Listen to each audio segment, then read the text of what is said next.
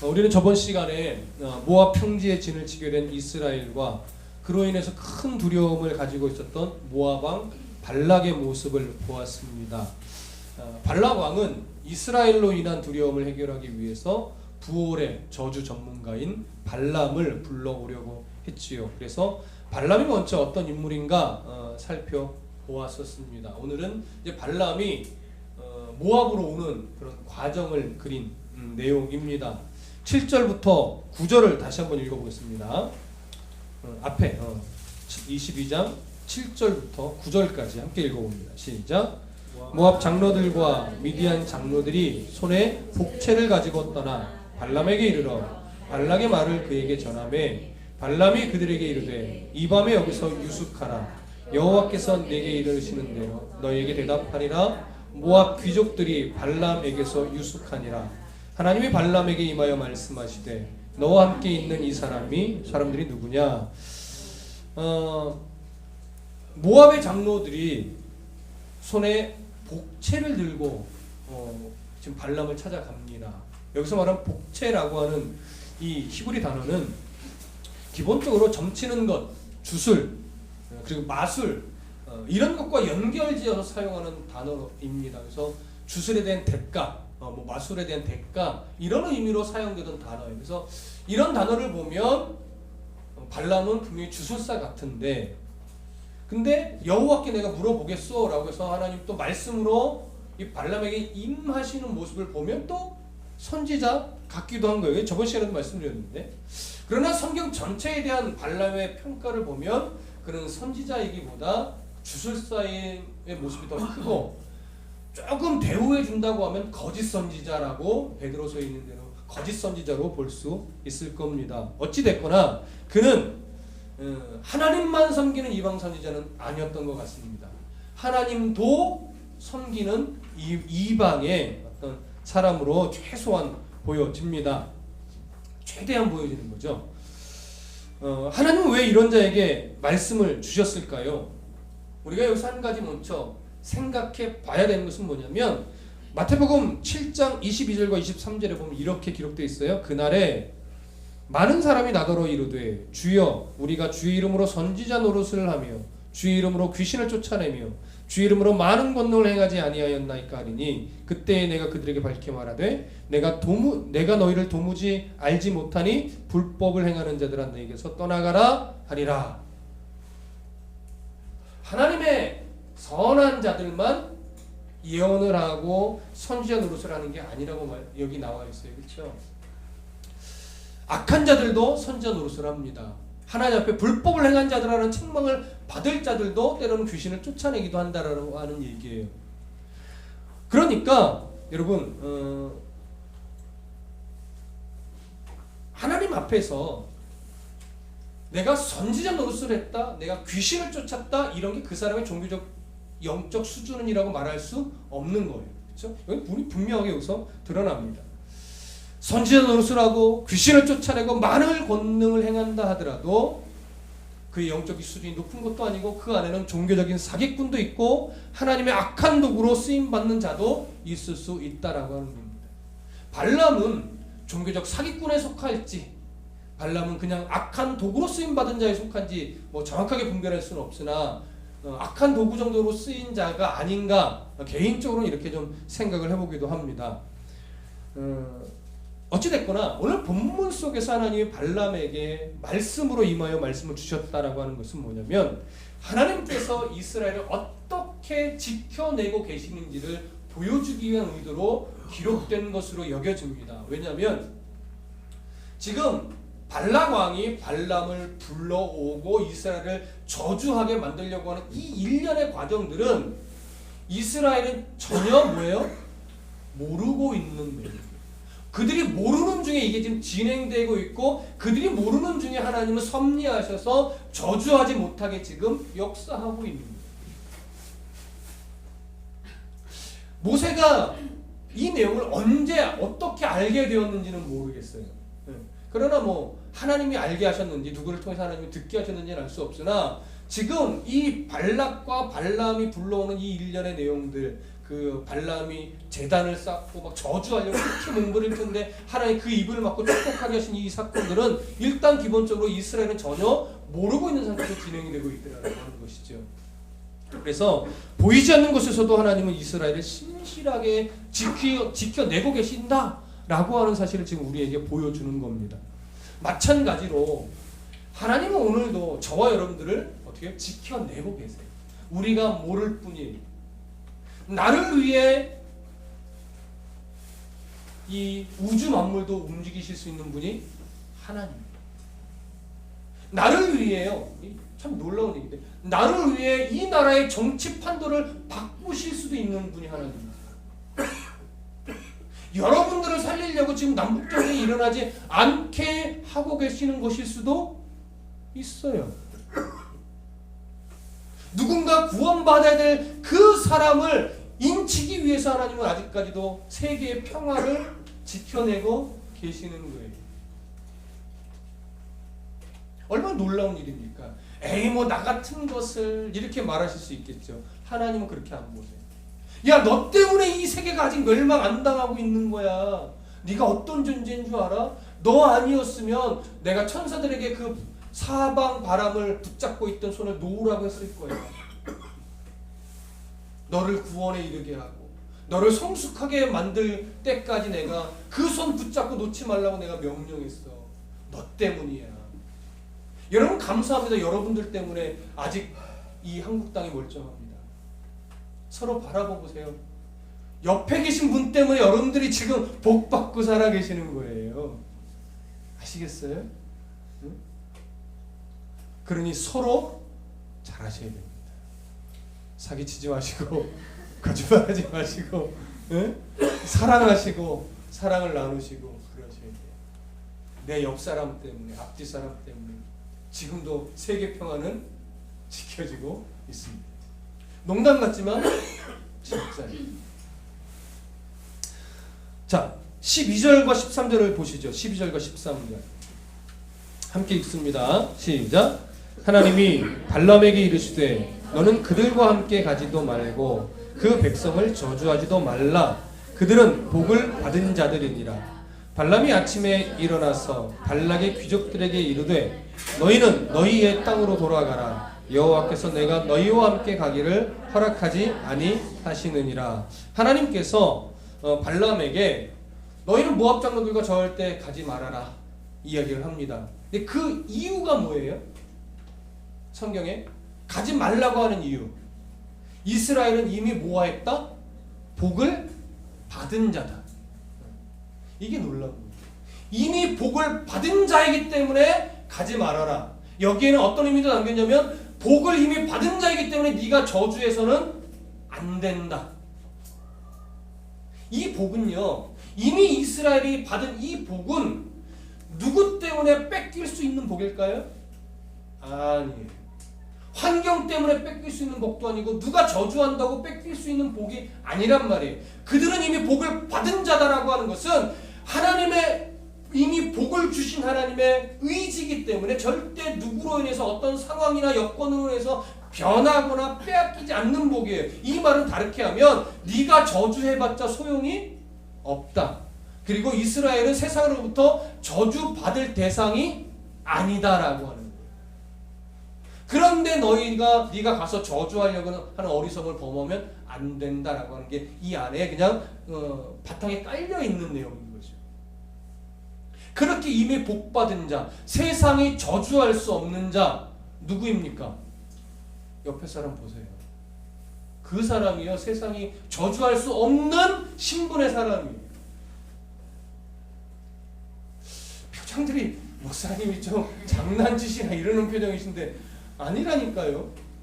이미 여러분 옆옆에 앞뒤의 사람들은요, 세상이 저주할 수 없는 복을 받은 존재예요. 그런 신분의 사람이라고. 네, 맞습니다. 그러니 세상을 두려워할 이유가 없는 거죠. 발람은 아직 그걸 잘 몰라요.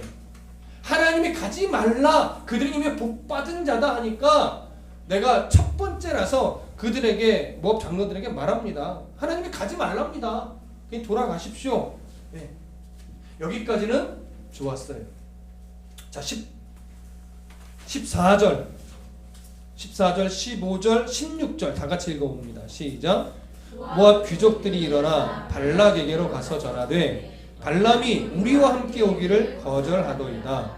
발락이 다시 그들보다 더 높은 고관들을 더 많이 보내매 그들이 발람에게로 나아가서 그에게 이르되 십볼의 아들 발락의 말씀에 청하건대 아무 것에도 거리끼지 말고 내게로 오라. 발람이 이제 돌아가라고 하니까 그 장로들이 가서 발락 왕에게 그대로 전합니다. 그때 발락 왕이 포기하지 않고 뭐라고 하냐면 더 많은 조건들, 더 많은 금은보화를 제시하고 네가 원하는 관직도 내가 줄 수 있다. 엄청난 조건을 가지고 더 높은 자들을 보낸 거예요.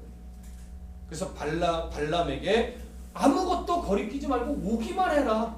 내가 네가 원하는 대로 금은보화를 채워주고 네가 원하는 관직이 있다면 그것도 주고 네가 원하는 대로 내가 다 해주겠다. 발락 왕은요 지금 이렇게 세상의 금은보화와 어떤 명예를 가지고 하나님의 뜻을 뭐 해보겠다라고 하는 거예요. 이겨보겠다라고 하는 심상인 거죠. 하나님이 가지 말라 한 명령을 어기고 발람을 오게 만들려고 하는 그 도구가 엄청난 물질과 때로는 명예. 오늘날 우리를 유혹하는 대부분의 것들이 사실은 이겁니다. 우리에게 욕심을 갖게 만드는 것도 대부분 물질과 명예 문제이고 우리를 절망케 낙심케 만드는 요인도 대부분 물질과 명예의 문제가 대부분입니다. 그들의 속삭임은 그거예요. 거리끼지 마. 주일에 일하면 내가 이렇게 해줄게. 거리끼지 마. 예배 드려도 이 정도 해도 상관없잖아 하면서 성경의 가치관을 자꾸 퇴색시키는 거죠. 교회 나가는 건 괜찮아. 예배해, 찬송해, 기도해. 그러나 너 성공하려면 이렇게 해야 돼. 라고 하면서 하나님의 가치관을 자꾸 희석시키죠. 그러면서 명분은 줘요. 예배 드리고 있으니까. 교회 안 빠지잖아. 너 헌금하고 있잖아. 명분은 주는데 그 명분은 주지만 하나님의 절대적인 가치관은 자꾸 잊어버리게 만들어요. 그 도구가 뭐예요? 대부분 다 명예 문제, 물질의 문제입니다. 지금 발락 왕은 그걸 빌미로 아무것도 거리끼지 말고 내게로 오라. 발람을 그렇게 말하자면 꼬드기고 있는 겁니다. 자, 발람이 이걸 잘 이겨낼 수 있었을까요? 19절을 보시죠. 18절, 19절 함께 읽어봅니다. 시작. 발람이 발락의 신하들에게 대답하여 이르되 발락이 그의 집에 가득한 은금을 내게 줄지라도 내가 능히 여호와 내 하나님 말씀을 어겨 덜하거나 더하지 못하겠노라. 그런즉 이제 너희도 이 밤에 여기서 유숙하라. 여호와께서 내게 무슨 말씀을 더하실는지 알아보리라. 자, 이 두 구절에서 이상한 점 한번 찾아보십시오. 뭐가 이상합니까? 발람은요 정말 멋진 말을 했어요. 그렇죠? 발락의 집에 가득한 은금을 내게 다 준다 해도 내가 능히 여호와 하나님의 말씀을 어길 수 없습니다. 예, 우리가 본받아야 될 멘트예요. 근데 이렇게 하나님의 뜻을 알고 하나님의 말씀을 어길 수 없다라고 하는 강력한 의지가 있다면 그 모압의 고관들에게 뭐라고 이야기해야 돼요? 그렇죠. 돌아가십시오. 하나님의 뜻은 바꿀 수 없습니다. 이스라엘은 이미 복받은 자로서 내가 저주할 수도 없는 대상입니다. 당신들이 아무리 금은보화를 줘도 저는 갈 수 없으니 이제 돌아가십시오. 단호하게 끊어야 되는 거예요. 근데 발람은 뭐라고 해요? 그렇게 말해놓고 하룻밤 묵으십시오. 내가 하나님께 물어보겠습니다. 그러니까 속마음은 뭐예요? 겉은 이렇게 멋지게 말했는데 속마음은 뭐예요? 금은보화를 그만큼 준다고 하니 내가 하나님을 설득해 보겠소. 아니 어떻게 해서든 내가 가고 싶소. 그거죠. 일단 말은 멋지게 던진 거예요. 근데 속마음은 그거 달라는 거죠. 여러분, 이게 목회자가 참 조심해야 될 사실은 부분입니다. 말은 정말 멋지게 강단에서 뱉을 수 있으나 그 강단에서 던진 말이 정말 그의 마음이냐, 이거는 다른 거예요. 겉은 멋있는데 강단에 내려와서 돈에 파묻히고 명예에 파묻혀 있는 목회자라면 오늘 발람과 별반 다를 것이 없는 모습을 보이는 겁니다. 강도짓하지 마세요. 하나님이 싫어하십니다. 그런데 자기는 내려와서 뭐하고 있어요? 강도짓하고 있는 거예요. 이게 우리를 슬프게 하는 것이죠. 이런 목사가 되지 않도록 여러분이 저를 위해서 기도해 주셔야 되는 겁니다. 강단에서는 멋지게 말해놓는데 강단 아래서는 그 말과 전혀 다르게 사는 목회자라면 그 목회자는 이미 죽은 목회자고 그 밑에서 여러분들이 무엇을 배울 수 있겠습니까? 지금 발람의 모습이 어떻게 보면 오늘날 세상 속에 드러나 있는 일그러진 목회자의 모습이 아닌가, 이런 생각을 해보게 됐습니다. 그래서 마음이 아팠고 그래서 더 결심하게 됐습니다. 말만 뻔지르한 목사는 안 되겠다. 차라리 마른 오늘에도 말씀 하나 붙잡고 시골에서 목회하는 그 어른 목사님들을 정말 나의 모델로 삼아야 되겠다. 그게 더 중요합니다. 좀 해석이 약하면 어떻습니까? 좀 말 주변머리가 없어서 재미없는 설교면 어떻습니까? 목회자의 삶을 살아간다면 정말 존경받아 마땅한 목회자가 아니겠습니까? 세련된 목회를 제가 추구하지 않도록 기도해 주십시오. 이왕이면 세련되면 좋겠지만 그게 우선순위가 아닙니다. 정직한 말씀, 그 말씀에 부합한 정직한 삶을 살아가는 목회자가 되어야 되겠습니다. 기도해 주십시오. 여러분들 동일합니다. 정직한 말씀을 먹으십시오. 그리고 먹은 그 말씀을 삶 속에 구체적으로 적용하는 싸움을 잘 싸우십시오. 그게 성도의 바른 자세이고 건강한 성도의 모습일 겁니다. 무슨 교회 나간다가 여러분들의 자랑거리가 되지 마시고 내가 이 말씀 붙들고 오늘도 절망하지 않고 기쁨으로 살아갑니다. 이게 여러분들의 자랑거리가 되셔야 할 것입니다. 발람의 교훈은 그런 의미에서 아주 중요합니다. 이제 이어지는 말씀을 좀 보시죠. 20절 함께 읽습니다. 시작. 밤에 하나님이 발람에게 임하여 이르시되 그 사람들이 너를 부르러 왔거든 일어나 함께 가라. 그러나 내가 내게 이르는 말만 준행할지니라. 자, 하나님이 그렇게 이제 속마음을 우리가 봐도 드러나는 이 발람에게 임하셔서 뭐라고 말하냐면 가라. 그들이 너를 부르러 왔거든 가라, 이렇게 말해요. 이 말에 담겨있는 뉘앙스는 뭐냐면 이거예요. 네가 이미 물질의 마음을 뺏겼구나. 그래, 한번 가봐라. 이 얘기. 그러면 전제를 하나다는 거예요. 그러나 네가 가긴 가되 마음 하나는 고쳐먹고 가라. 어떻게 해? 내가 너에게 주는 말만 전하고자 하는 마음의 다짐을 갖고 가라, 이거예요. 이 얘기는 뭐예요? 발람이 지금 생각 속에 뭐가 문제인지를 정확하게 알고 먼저 찝어주시는 거예요. 네가 가고자 하는 이들은 물질 때문이지 발람이 주고자 하는 명예 때문에 가는 거지 아니야. 너 가려면 가는 건 좋은데 생각 고쳐먹어라. 내가 너희 입에 주는 말만 전하려고 하는 그 생각 갖고 가야 된다 라고 그가 갖고 있던 아주 중요한 문제점을 지금 정확하게 딱 꼬집어 주시는 거예요. 이게 가라는 말의 의도라고. 그렇죠? 자, 그러면 하나님께서 다시 마음을 고쳐서 가라고 했다면 이게 발람이 정말 선지자였다면 왜 가라고 하신 것일까? 가라고 하는 의도가 뭘까? 이걸 고민할 수 있어야 되는데 아마 모르긴 몰라도 발람이 하나님의 그 음성을 듣고 쾌재를 불렀을 거예요. 드디어 내가 하나님을 설득했다. 아싸, 가기만 하면 내가 어떻게든지 저주를 하고 그 금은보를 내가 다 가지고 와야지. 이제 나는 이제 내가 주술 짓도 안 할 거야. 예를 들어서 나는 이제 큰 집 지어서 종 부리면서 난 이제 좀 노후를 편안하게 살 거야. 몰디브에 집 한 채 져야지. 뭐 예를 들어서 그런 식의 마음 아니겠어요? 자, 22절, 21절 다 같이 읽어봅니다. 21절, 22절 함께 읽습니다. 시작.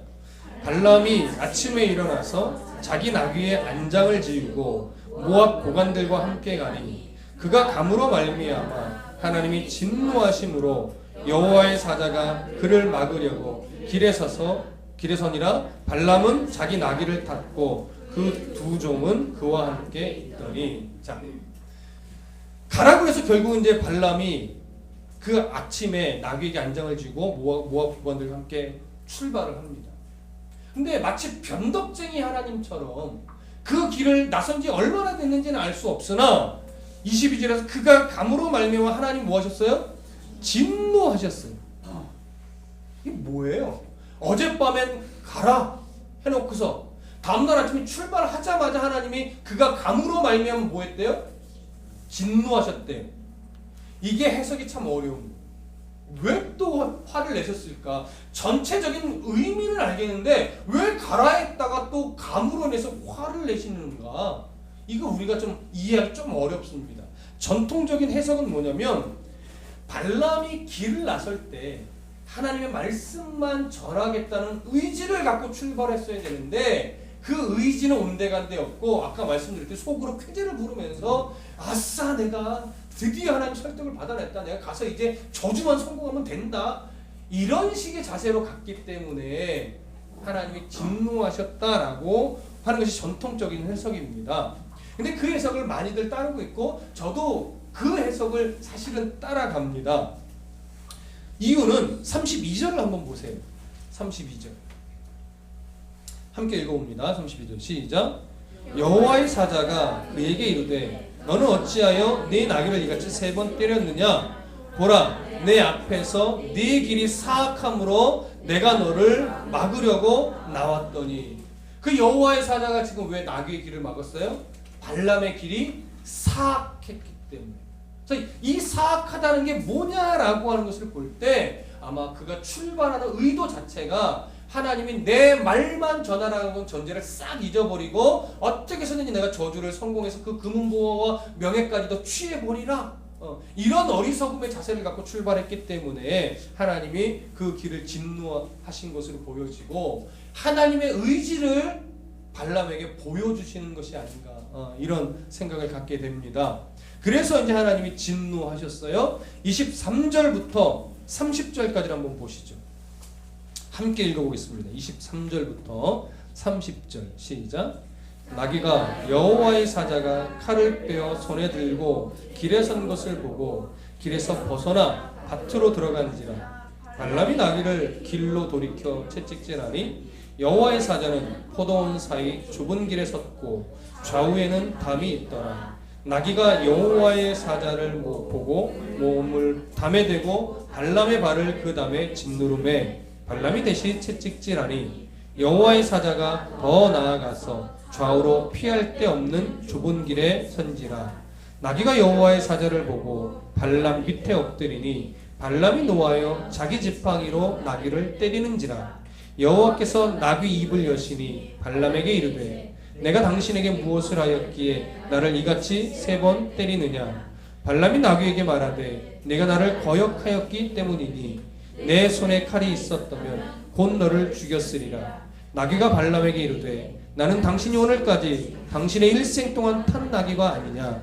내가 언제 당신에게 이같이 하는 버릇이 있었더냐. 그가 말하되 없었느니라. 자, 여기까지 보시면 여호와의 사자가 발람을 태우고 오는 나귀 앞에 나타났습니다. 그 나귀가 여호와의 칼을 들고선 여호와의 사자를 보고 앞으로 갈 수 없어서 길을 비켜놨고 그러다가 담벼락에 부딪게 가까이 돼서 발람의 발을 거기다 지지게 했고 그 다음에 이제 더 갈 수 없어서 무릎을 꿇고 주저앉아 버렸습니다. 그런데 이 발람은 여호와의 사자를 보지 못하고 애매하게 누구만 때려요? 나귀만 계속 때립니다. 이게 지금 사실 발람의 영적 수준입니다. 나귀도 눈앞에 보고 있는 여호와의 사자를 누구는 못 봐요? 발람은 보지 못하고 있어요. 그래서 계속 매만 때리니까 하나님이 이제 나귀의 입을 여셨어요. 그러면서 말하는 게 30절에 나귀가 발람에게 이르되 나는 당신이 오늘까지 당신의 일생 동안 탄 나귀가 아니냐. 내가 언제 당신에게 이같이 하는 버릇이 있었더냐. 그가 말하되 없었느니라. 자, 성경에서 짐승이 입을 열어 말을 하는 장면은 두 군데가 나옵니다. 첫 번째 어디죠? 창세기 3장 하와에게 뱀이 나와서 꼬드길 때. 두 번째 오늘 본문에서 발람의 나귀가 입을 열어 발람에게 말을 하는 두 장면이에요. 그러면 이 두 장면의 공통점이 뭘까요? 평상시에 말하던 짐승이 또 동일하게 말하는 거예요? 아니에요. 평상시에 말 못하고 짐승의 언어를 갖고 있던 동물이 어느 순간 갑자기 사람의 말을 하고 있는 거예요. 그렇죠? 그렇다면 이상한 거잖아요. 이놈이 왜 말을 하지? 하나님의 무슨 뜻이 있나? 뭐 하여튼 이런 식의 생각을 해야지. 이상하다고. 그래서 뭔가 경계할 건 경계하고 혼을 낼 건 혼을 내고 돌이키게 할 건 돌이켜야죠. 이게 하나님의 사람의 입장이란 말이에요. 그런데 또 공통점이 뭐냐면 하와는 뱀의 말에 홀가닥 넘어갔어요. 발람은 더 완악해져서 계속 때리면서 나귀의 말에 정당한 반응을 하지 않아요. 마음만 완악해져요. 이게 또 하나의 공통점이에요. 그러면 또 다른 공통점은 뭘까요? 하와는요, 뱀의 말을 듣고 마음에 뭐가 생겼죠? 하나님처럼 되고자 하는 욕심이 생겼어요. 발람은요, 나귀의 말을 들었지만 거기에 하나님의 뜻을 바르게 찾지 못하고 무엇에 눈이 좀 가려져 있어요? 물질과 명예에 가려져 있어요. 이게 탐욕이라고 하는 거죠. 그러니까 보세요. 하와도 마찬가지고 발람도 마찬가지고 하나님의 바르고 온전한 뜻을 보지 못하게 막은 요인이 뭡니까? 욕심이고 탐심이에요. 탐욕은 그만큼 그래서 위험합니다. 성경 전반에 걸쳐서 욕심이 잉태한 즉 죄를 난다는 말은요, 너무나 진리예요. 탐욕은 하나님의 마음을 보지 못하게 하는 그런 역할을 합니다. 그래서 하와도 하나님의 뜻을 바라보지 못하고 욕심에 차서 결국 선악과를 따먹어 버림으로 인해 하나님의 낯을 피해 숨는 자가 되어버렸어요. 발람은요, 그 물질과 명예에 눈이 멀어서 하나님이 이렇게 그에게 하나님의 뜻을 들려주고 보여주고 나귀의 입을 열어 깨닫게 했음에도 불구하고 뒤로 가면 갈수록 어떻게든지 뭐 하려고 해요? 저주하려고 하죠. 이스라엘. 하나님이 주신 말밖에 못했지만 그 속마음은 뭐예요? 내가 어떻게 해서든 저주를 성공해서 저거를 취해 가야 하는데. 그래서 욕심은 위험합니다. 너무 많이 갖는 것도 위험합니다. 너무 없을 때도 위험합니다. 왜요? 절망도 뭘 못 보게 해요? 하나님의 마음을 못 보게 만드는 요소가 있기 때문에 그렇습니다. 많이 가진 것만이 탐심이 아니라요, 없을 때도 탐심이 생겨요. 너무 없다고 여기니까. 성도는 없는 게 문제가 아니에요. 많이 갖는 것도 문제가 아니에요. 누구를 잃어버리는 게 문제예요? 하나님의 은혜를 잃어버리는 게 문제예요. 그래서 없어서 하나님 원망하지 않도록, 있어서 교만 떨고 하나님을 못 보지 않도록 우리는 하나님 내게 필요한 일용할 양식을 늘 공급해 주셔서 감사합니다. 앞으로도 주의 은혜를 사모하는 자로 일용할 양식을 계속해서 채워주실 것을 믿습니다 하고 그 삶의 걸음을 한 걸음 가면 되는 거예요. 그게 성도의 바른 걸음입니다. 지금 하와나 발람이나 그 욕심, 탐심의 눈이 어두워서 결국 하나님을 못 보게 만드는 거죠. 오늘 나귀가 입을 열었을 때 발람이 그걸 깨달았어야 돼요. 자, 31절부터 35절을 다 같이 보시죠. 함께 읽습니다. 시작. 그때에 여호와께서 발람의 눈을 밝히심에 여호와의 사자가 손에 칼을 빼들고 길에 선 것을 그가 보고 머리를 숙이고 엎드리니 여호와의 사자가 그에게 이르되 너는 어찌하여 네 나귀를 이같이 3번 때렸느냐? 보라, 내 앞에서 네 길이 사악함으로 내가 너를 막으려고 나왔더니 나귀가 나를 보고 이같이 3번 돌이켜 내 앞에서 피하였느니라. 나귀가 만일 돌이켜 나를 피하지 아니하였다면 내가 벌써 너를 죽이고 나귀는 살렸으리라. 발람이 여호와의 사자에게 말하되 내가 범죄하였나니 당신이 나를 막으려고 길에 서신 줄을 내가 알지 못하였나이다. 당신이 이를 기뻐하지 아니하시면 나는 돌아가겠나이다. 여호와의 사자가 발람에게 이르되 그 사람들과 함께 가라. 내가 내게 이르는 말만 할지니라. 발람이 발락의 고관들과 함께 가니라. 여호와의 사자의 말을 듣고 발람은 제가 잘못했습니다. 원하지 않으면 돌아가겠습니다. 라고 할 때 여호와의 사자는 다시 아니다. 네가 이제 내 뜻을 알았다면 모압으로 가라. 가서 내 입에 전해주는 말만 전해라. 이건 뭐예요? 모압 사람들에게도 하나님의 뜻이 무엇인지 정확하게 알려주고 오라는 거죠.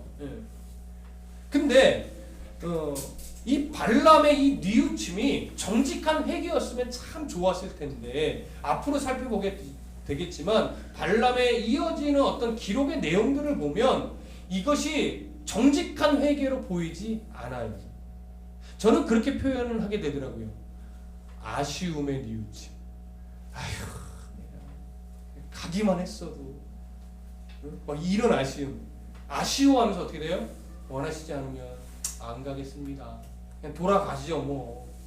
어떤 이런 좀 뉘앙스가 이 안에 이런 분위기가 있지 않나 이런 생각을 하게 됩니다. 여러분, 세상을 재미있게 살려면 여기서 말하는 재미는 세상적인 재미예요. 예수 믿으면 안 됩니다. 정말 세상을 누리면서 막 즐기면서 제대로 살려면 예수 믿으면 안 됩니다. 세상을 억울하지 않게 살려면 교회 다니면 안 됩니다. 그런데 오전에도 우리가 그런 이야기를 나눴지만 세상을 가치 있게 살려면 예수 안에 있어요. 하나님 나라의 소망을 갖고 정말 복된 인생을 살려면 예수 없이 안 됩니다. 그 갭이 빨리 이렇게 좁혀져야 돼요. 그러니까 신앙생활의 약점은 뭐냐면 세상 재미도 누리고 싶고 신앙도 가지고 싶고 이 두 가지를 같이 가려고 하니까 참 힘들어지는 거예요. 하나님의 세상을 즐기지 못하게 하지는 않습니다. 예수 믿는 사람은 뭐 여행도 가면 안 되고 이런 차원의 문제는 아닙니다. 그러나 세상을 즐길 것 다 즐기면서 하나님을 섬긴다는 건 사실 있을 수 없습니다. 왜냐하면 성경에도 물질과 하나님을 겸하여 섬길 수 없다라고 말합니다. 내가 예수를 바르게 믿기 위해서 포기할 것은 포기할 줄 알아야 되는데 이 포기가 안 될 때 참 힘들어지는 거예요. 하나님의 뜻은 늘 들어서 알겠는데 내가 이 포기해야 될 걸 포기가 되어지지 않으니까 늘 그 경계선, 위험한 경계선에 늘 서 있는 신앙이 되는 거예요. 과감히 내가 하나님을 바르게 믿기 위해서 뭘 좀 가지쳐서 포기할까 버릴까 고민하고 한번 버려보시면 신앙생활이 이렇게 가치 있고 좋은 것이구나 이걸 알게 돼요. 그래서 그 버린 것이 아까워지지 않게 돼요. 기본적으로 여러분들은 주일에 어디 놀러 가는 걸 포기한 자들이잖아요.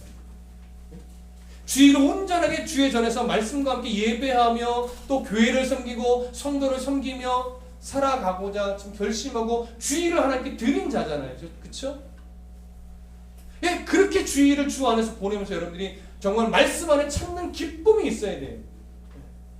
그걸 찾아내시면 주일에 이제 어떤 약속도 잡지 않고 온전하게 주일을 성수하는 그 기쁨을 만나면 주일을 하나님께 드린 것이 아까워지지 않게 돼요. 세상의 삶 속에서도 마찬가지입니다.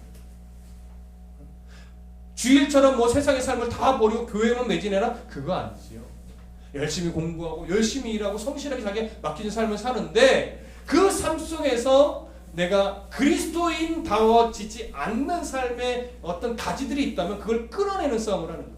내가 예수 믿는 사람인데 내가 세상 속에서 이것까지 재밌기는 한데 이건 좀 끊어야 되겠다. 이런 것들에 대한 분별력이 각자 이제 신앙의 수준에 맞게 이게 느껴질 거라고요. 그 가지를 쳐내느냐 못 쳐내느냐가 내가 내 신앙의 수준이 한 단계 올라가느냐 늘 그 자리에 맴도느냐 이 차이가 생겨요.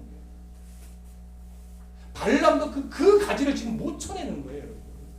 계속 과정을 보면 여러분 고민하십시오. 이제 올해가 마무리 내년이 시작됩니다. 내년에는 물론 지금부터지만 내가 내가 바르게 신앙인으로 살아가는데 뭐가 좀 방해가 되고 뭐가 좋기는 한데 그리스도인답지 않은 게 뭘까 고민하시고 그게 리스트가 생겼다면 하나씩 쳐내는, 아낌없이 쳐내는 싸움을 하셔야 돼요.